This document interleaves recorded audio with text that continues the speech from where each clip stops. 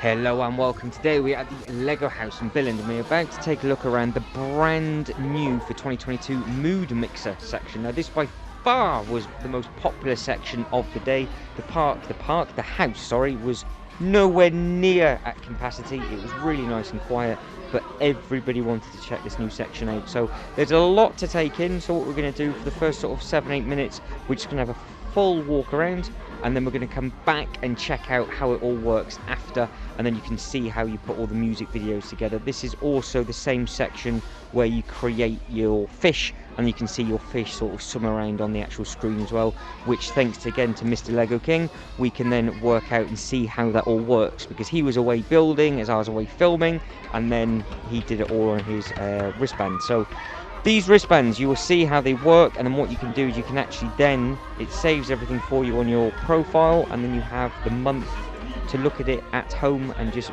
remember all the memories that you made at the Lego house. I think that's a really, really nice touch that they've done from the Lego house, but I don't think a lot of people know that it's actually there. So you can see all of these multicoloured boxes that are on the screen. That is everybody's different creation, which they build with these bricks, obviously, and then put on those thick base plates, and then they put them in underneath, push the button, and then it creates a little thing. So I won't spoil it for you too much. We will see, but you can see that young lad having a go and putting it in and see how it all works with his wristband. So you just have the yellow box in front of it, scans on, and it goes in, but we'll go into more in-depth detail on that as well. Now there is a way you can get outside, which you did not explore that in this video. There are multiple videos of me walking around the outside of the house and the roof, and that's just a nice place where you can grab a drink. Well, I say grab a drink, you can take your drink outside, sit on the benches and sort of just soak in the nice weather and just have a really nice view. So as we come round, you can see there are multiple bits where you can actually do these sorts of builds, and then we'll come round and we're moving on to the next thing, which is the flower artist. So this is a real nice sort of bit more of a peaceful area where you can sort of create your own flowers. So as we pan around, we will have a look and see all of them that have been built, because they've been put into the middle, and you can see all the different pieces and the elements and things that you get from the little bin, and then you just make them up in the middle and you just dot them on the inside. So we'll have a better look at those as we go around. We'll also have a quick look at that glass display cabinet. As you can see, all of the bits and pieces that are dangling from the ceiling as well. So each zone is large. It's each colour is big. There's multiple colours as well. We've got the blue, the red, the green, the yellow, and then you've got the bit in the middle, plus the roof, and then you've got all the shop and everything downstairs. But you can see how each one everybody's got their own take on how to make up their own sort of display that they want to do. And now we'll just have a quick look at all of these in the glass cabinet. So it's just a quick pan round. Again, as always, in the comments below, let me know if you've been here. Let me know what you think of this zone and this new section. Did you make it up, or are you going to be going and are you going to be looking forward to making it up?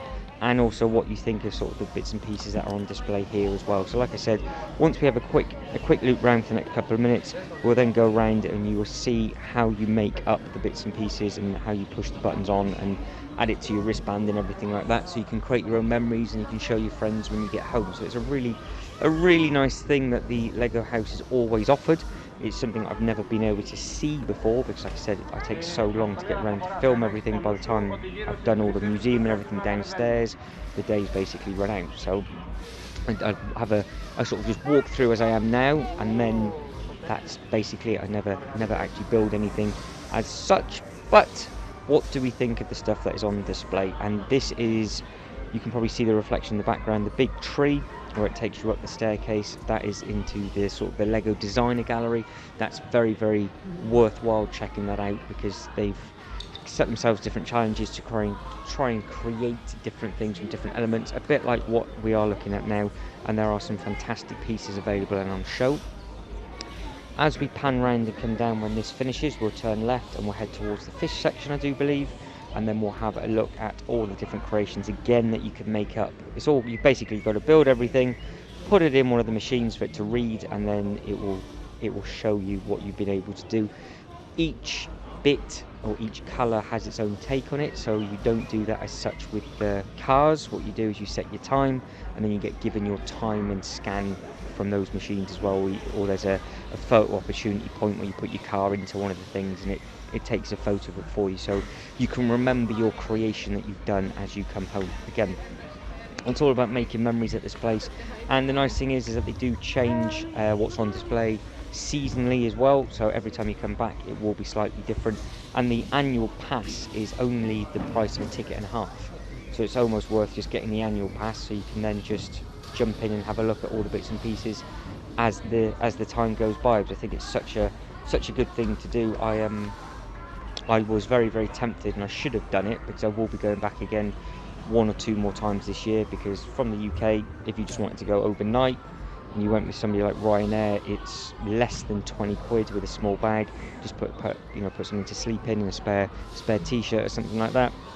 Have the Lego house either the day before, or either the day you fly or the day you're going to take off, and then you just come back nice and easy. So it's not that far to fly from the UK. It is only about 1 hour and 40, and depending on when you get the flight, you can have the full day on the Saturday and the full day on the Sunday, or if you go midweek, it'd be the exact same sort of thing. But depending on where you're coming from, I don't know if you'll have that opportunity. So if you do end up checking out your flights, again, just let us know. If you want to just come from the Lego house and you work Monday to Friday and you can only get the weekend off, you could definitely just do it in a weekend. You could just do it on the Sunday, have the full day Sunday, and as long as you've got a flight back, so say for example you've got a 7-8 o'clock flight, when the house shuts on the Sunday, you can just walk from the house to the airport, because you'd have to pass all the hotels to the airport anyway from the Lego house, so you can then collect all your luggage and all those different bits and pieces, head towards the airport, and then you're good to go again. So as long as you don't mind being tired on the Monday, you get the most out of your weekend. That'll be a way to do it. Now they have got a lot of these as well. Every coloured zone has its own Duplo bin as well, which is again a really nice thing. So as we go around, you'll see that some of them are slightly smaller, so like the bins like this, because it's a smaller area. But when we get to the red zone, I do believe, where it is just purely building, and everybody is just making amazing things just out of the Duplo bricks and the Lego bricks, that is worth looking at in one of the other videos as well, because it's just amazing what people on the spot can just create, and they spend hours and hours and hours building them up.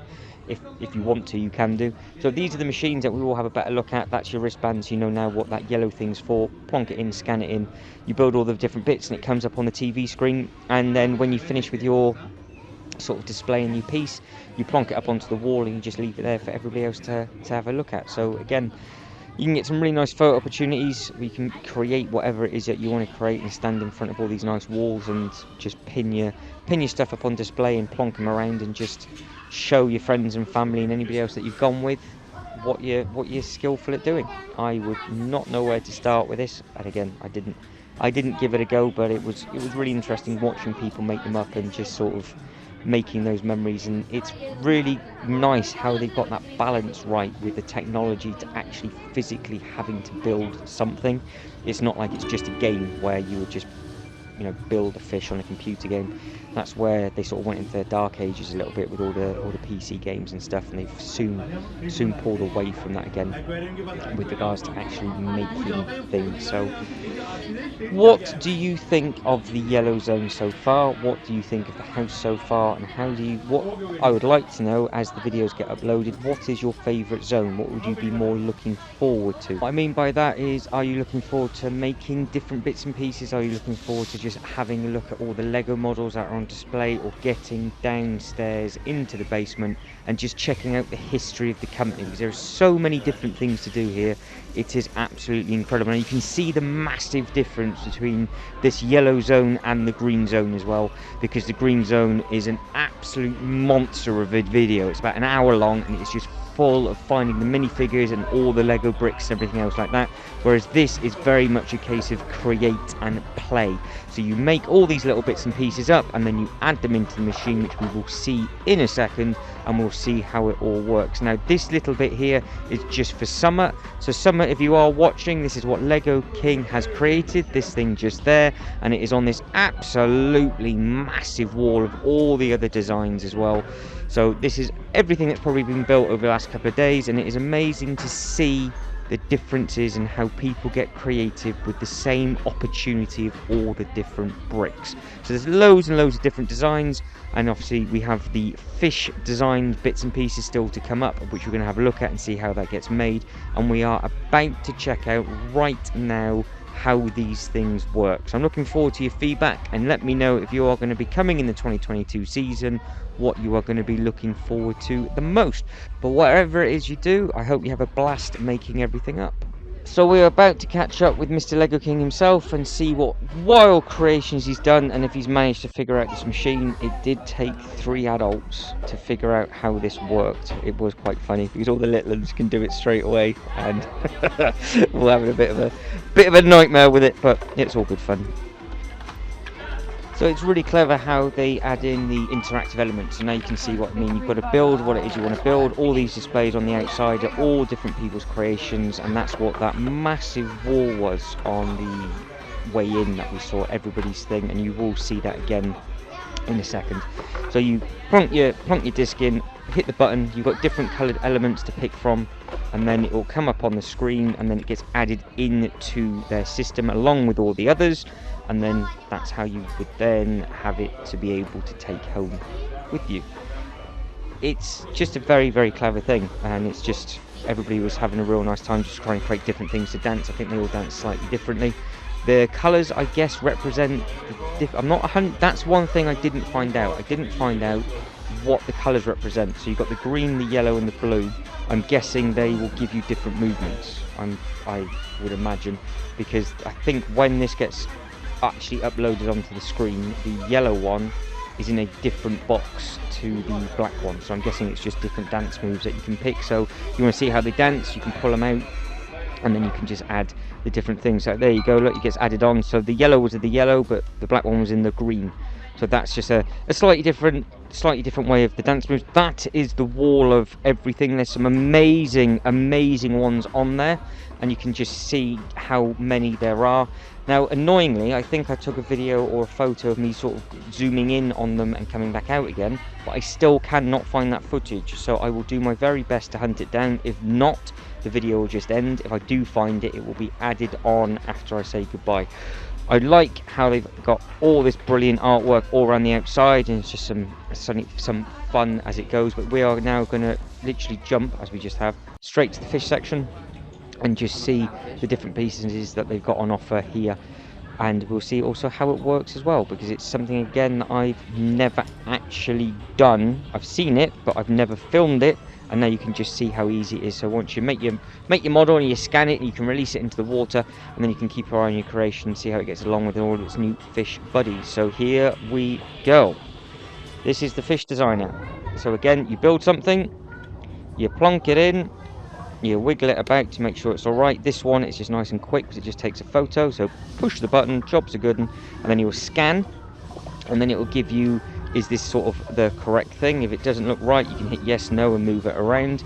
So you can just either accept it and it gets spat out. If you exit it, you can then wiggle it about a little bit to get a slightly better photo, hit the photo again, then you hit go, and then you can just watch it get spat out into the ocean, and then it will be swimming around for the rest of the day, I do believe. So you can see the others that are there. This one's about to plonk out. You can add some faces, eyeballs, mouths, and all that sort of stuff on there as well. Make it look as silly as you want to give it a bit of a personality, so you can custom create it to however you want to do it. And then when you're ready and had enough, you can just release him and watch him come out. So guys, that is that. So you can like and subscribe and all that good stuff. That would be absolutely fantastic. But as always, hopefully you found this interesting and you've learned some new bits and pieces. But more importantly, thank you very much for watching. You guys take care, and I hope to catch you in the next one. Ta-da.